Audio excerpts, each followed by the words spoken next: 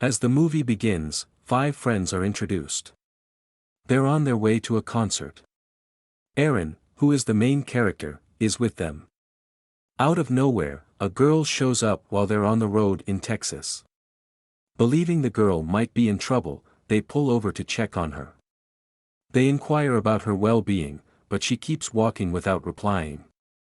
Aaron gets out and approaches the girl, who keeps saying, he is a bad guy. Assuming she's upset, they offer her a ride. As they pass a slaughterhouse, she warns them they're going the wrong way and desperately tries to stop the car. The driver quickly stops the car. The girl, in tears, repeats that he is a bad guy and has done terrible things. She frightens them by saying they are in danger too. In a shocking turn, she takes drastic action to end her own life. Seeing this, they are all scared and distressed. They get out of the car, unsure of what to do next. They debate whether to contact the police and eventually decide it's best to report the incident. Little do they know, they're making a mistake. They spot a gas station and decide to stop. There, they tell the owner everything that happened. The owner calls the police and instructs them to go to a mill to meet an officer. This makes them uneasy, but they feel they have no other choice. They head to the mill but find no sign of the police officer. To their surprise, the mill is deserted. While they wait, something catches their attention. Upon investigating, they come across a young boy who informs them that the officer won't be coming as he's at home. Erin and her friend decide to visit the officer's house, getting directions from the boy. They look around the house and meet an elderly man who informs them they're at the wrong place. However, he offers to help by contacting the police officer for them. The man allows only Erin to come inside while her friend waits outside. The man gets in touch with the officer, and Erin explains the situation. The officer promises to arrive in half an hour. After making the call, Erin starts to leave, but the old man asks for her help with something, and she agrees. Time passes, and her friend, growing concerned, decides to go inside as well. Erin's friend begins to look for her, but is suddenly attacked from behind by the movie's villain, Leatherface. He is taken to another room. When Erin comes out, she realizes her friend is missing. Thinking he might have gone back to the mill, Erin returns there. But she finds no sign of her friend inside. Worried, they begin a search for their missing friend. Despite their search, they can't find him. In the car, they discover family photos, including one of the hitchhiker girl. Still, their friend remains missing. Erin and her friend return to the old man's house, looking for their lost companion. They find the old man outside. While Erin distracts him with conversation, her friend sneaks inside. While searching, the boy enters a room filled with human skins. He spots a box and hears a noise. Erin, hearing the same sound, follows. The old man sees them and gets angry at the sight of Erin's friend. He taunts him, and at that moment, Leatherface shows up, responding to the old man's call. Upon seeing Leatherface, they run. Erin manages to get away, but her friend is not so lucky and is captured. Leatherface takes him to the basement. He applies salt to his injured foot for pain relief after suspension. Afterwards, he covers the foot with paper. It is revealed that Leatherface had removed the skin from Erin's friend's face. Leatherface is revealed as he removes his mask, showing a terrifying appearance. Meanwhile, Erin gets into her car and drives back to the mill.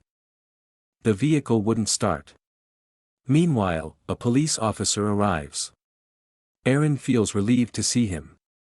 However, the officer becomes angry after discovering drugs in their vehicle. Leatherface exits the vehicle and lays out a punishment for the three of them.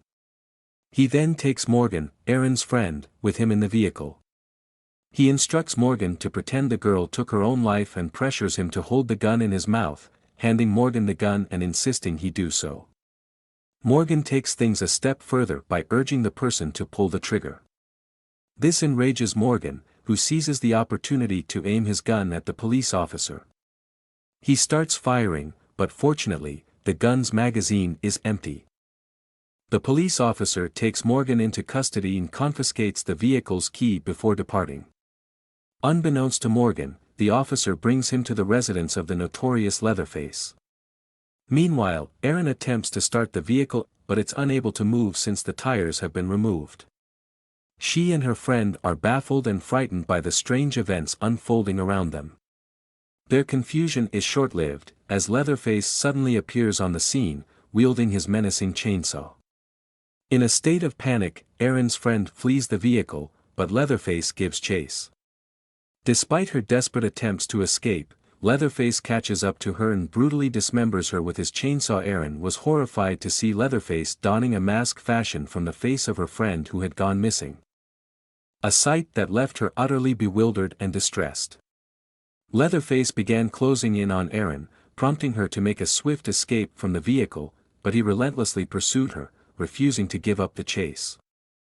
As Erin fled, she stumbled upon a campervan occupied by a mother and daughter duo, to whom she frantically warned about Leatherface, only to be surprisingly told by the young woman that Leatherface was actually a kind person suffering from a skin condition. The woman downplayed Leatherface's menacing appearance, attributing it to a skin condition, and assured Erin he meant no harm. As they offered her a cup of tea, Erin asked to use their phone, but they claimed they didn't have one. Meanwhile, Erin caught a glimpse of the family's photos. Erin's thoughts were consumed by the feeling of being trapped, but her attention was diverted when the phone suddenly rang, contradicting their earlier claim. She watched as the woman casually answered the call, cradling her baby daughter in her lap, prompting Erin to make a swift exit. She suddenly collapses and loses consciousness.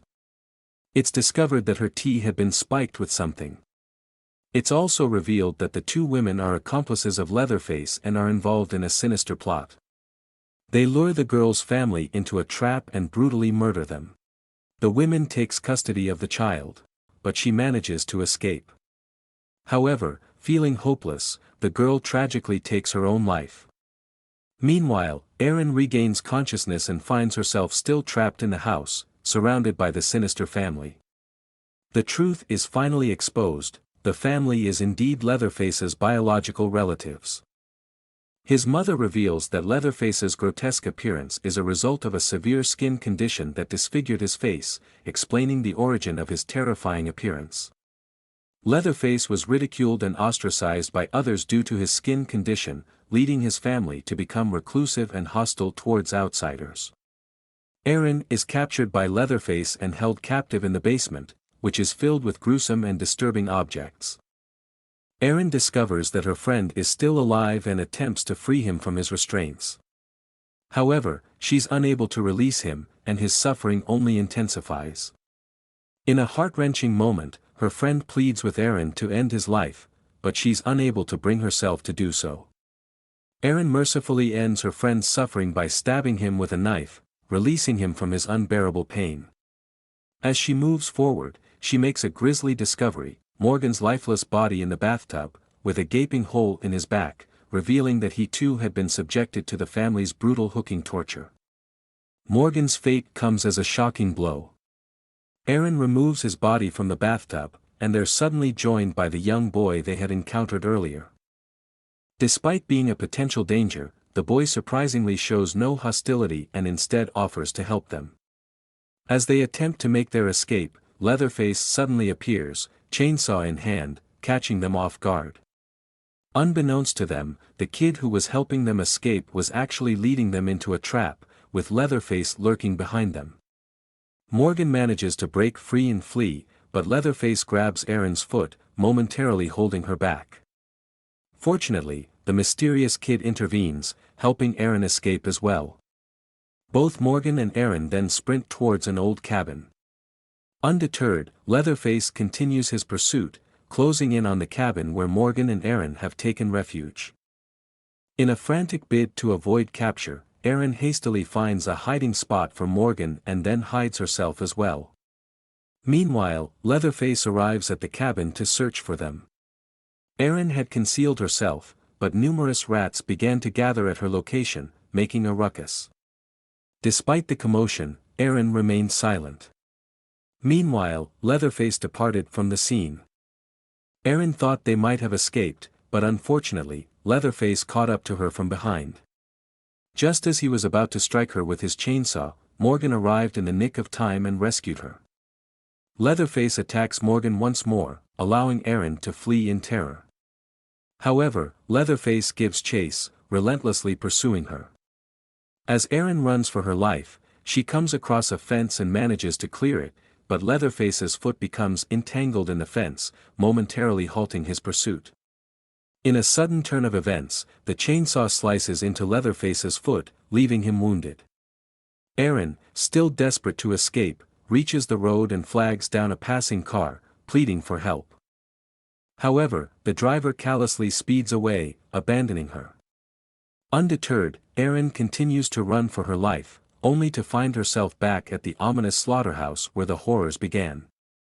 As she enters, Leatherface appears, forcing Aaron to seek refuge inside a large beef carcass. However, Leatherface discovers her and slices through the meat with his chainsaw. Aaron then dashes into a nearby cabinet, where she grabs a cleaver in a desperate bid to defend herself. When Leatherface approaches her, she repeatedly strikes his hand with a cleaver, eventually severing it. Injured, Leatherface collapses. Aaron then exits the building and flags down a truck on the road. The truck driver, noticing Aaron in distress, lets her into the truck. Aaron realizes he is heading towards the gas station and warns him, "You're going the wrong way." However, he doesn't stop. Aaron found herself in a situation similar to the girl at the beginning of the movie. Despite her brave efforts to stop the truck driver, it was too late as they had already arrived at the gas station. Aaron gets off the truck with the driver and, peering through a window, spots the baby girl. As everyone moves away, they leave the baby behind. When the lady returns, she can't find the baby because Aaron has already escaped with her. The truck driver examines his vehicle, unaware that Aaron is concealed inside the car. She seizes the opportunity to strike the truck driver with the car and then reverses direction, rather than making a quick getaway. Aaron fatally crushes the trucker with the car. Having rescued the baby girl, she prepares to leave, feeling a sense of relief. However, Leatherface suddenly appears and attacks them with a chainsaw. Aaron manages to escape with the baby girl, leaving Leatherface behind in a fit of rage as he watches them depart. Fortunately, both Aaron and the baby girl survive, bringing the movie to a close with their successful escape.